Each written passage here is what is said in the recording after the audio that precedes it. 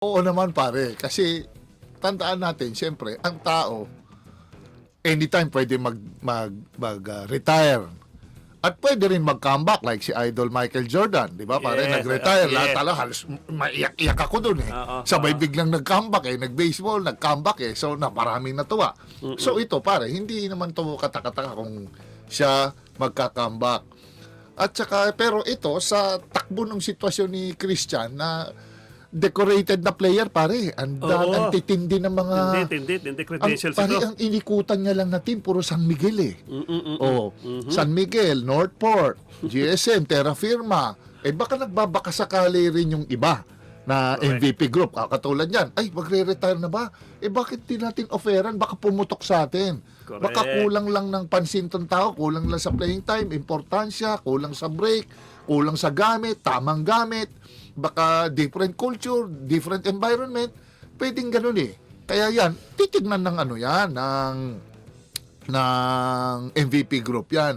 Kaya, ay man yung offer niya, kung baka kagatin, kung hindi, di retired siya. Yun lang naman ang tinitignan ko.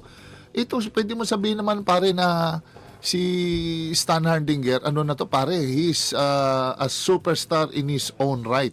Correct. Magaling to, superstar na to pare, pinagkaguluhan na to. Kala ko nga to, forever na dito sa GSM nung dumating kay Coach Tim eh. Pero sa ibang pagkakataon, alam mo si Coach Tim, lagi kung ano sa ikagaganda ng team, babalasa yan.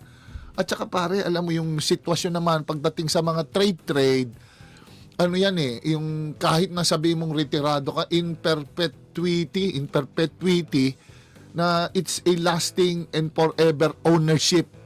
Pag nasa PBA ka, kahit nag-retire na ako, huling-huli ko, whatever team, yun pa rin ang may rights ko. Baka sakali ka mag-comeback. Nako, hindi ka ako pwedeng dumiretso kung saan-saan team.